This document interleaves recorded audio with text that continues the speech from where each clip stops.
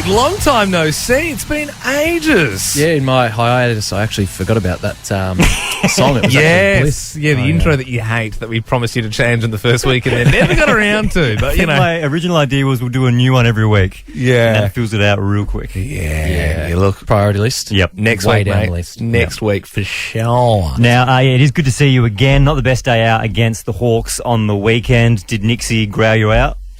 Well, I don't think that's the right expression. That's the expression I use, mate. We copied Shootout. it. I think shootout is what he was looking Yeah, for. yeah. We'll roll with that. No, it wasn't our best day. Outside of the first quarter, we probably played better footy than them from 2 to 4, but unfortunately, the first quarter was that atrocious that we didn't get the chockies. Bit of work to do. Just to roll the footy chat on as well, Collingwood 7 on the trot. Is it really? 7 on the trot. How do you stop? How do you?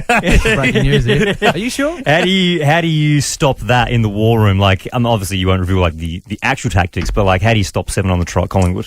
Yeah, well, they're hot. They got pushed last week by North. I do know that, and they do play a similar game to Hawthorn. And when we played them in round 2, we copped a lesson on that sort of Team D structure. The way that they chain handball out of a contest is pretty elite. So we've got our game plan in place, and we'll refine that tomorrow. But definitely not going to be an easy one. It's been big news for the Crows this week as well, because Tex is obviously committed to the club for life. Was there much of a celebration around during the week, or you sort of have to focus on the weekend, or how did that one go down in the club rooms? No, we're getting around him, but it was a bit of an interesting one because the announcement happened in a team meeting. We were all sitting on our chairs, and it was just sort of like pops up on the screen, and everyone just claps and like celebrates, but we weren't really able to like get up because it was a meeting. So like next time just tell it like on the ground so everyone can jump around him. Rather than just everyone just sitting there just like good a work, Taylor. Business clap. Yeah, golf Now, clap for Tex. I've been very excited to talk about this with you. Liam and I have touched on it earlier in the week, but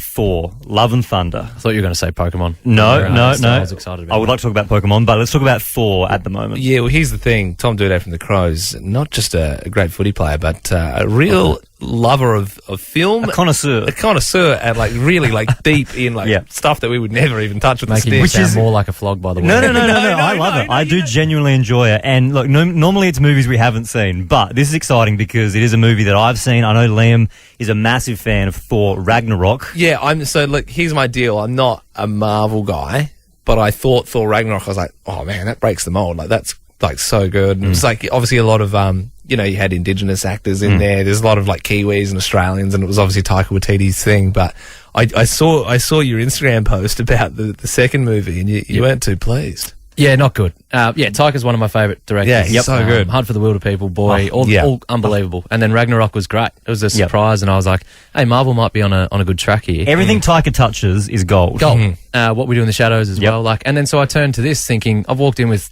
an optimistic thought. This is going to be good. It's Taika, and it just wasn't. Liam told me there was a story post where you kind of broke down what you thought, and I think you think a similar thing. It was trying so hard to be funny the whole way through. Yeah, I think I use the term let the gags breathe, let the laughs have a breathe, because it was like a joke every 15, 20 seconds in the first hour. It was like the Ben and Liam show, am I right, guys? Hey? So now you just got to wait. So don't let that breathe. Just go again. Give it on. Go on. Oh, yeah. Where that comes from? Nah, it wasn't my favourite. It felt like it was written for very young kids at one stage, and it sort of saved itself towards the end. And Christian Bale's character was great. I thought he was good, villainous. I saw it in a screening with Rising Sun Pictures, who did some visual effects on it, and there was a lot of like 1 to 2 year olds in there. And I thought if I was a 1 or 2 year old seeing that movie, I'd never sleep again. But hey, that was their parental's choice. And I'll move on from Marvel. All right, moving on from Marvel as well into Stranger Things. Now, no spoilers. Have you caught up to speed? Yes. Yep. Up to date. Yep. We're good. You finished? Finished it. Yeah. Were you expecting it to like end at season 4? Because I certainly was. I thought. Well, I knew it'd been greenlit for season 5. I didn't know that. I thought they'd been greenlit to finish at season 4, and I thought it was wrapping up real nicely. And like, oh no, another monster. Next season's going to have like a 4-hour episode to finish. It's literally because that was 220, and that was all just so that it was all one continuous build through an episode. Literally. And now they've got the whole town is just erupted into the Upside Down. So we're in some strife here. No spoilers. But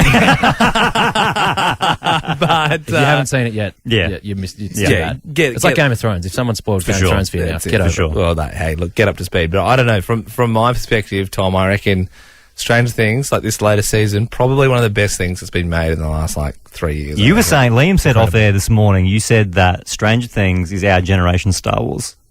I did actually say that. That's probably a pretty big call, but I'm like, no, what I mean is...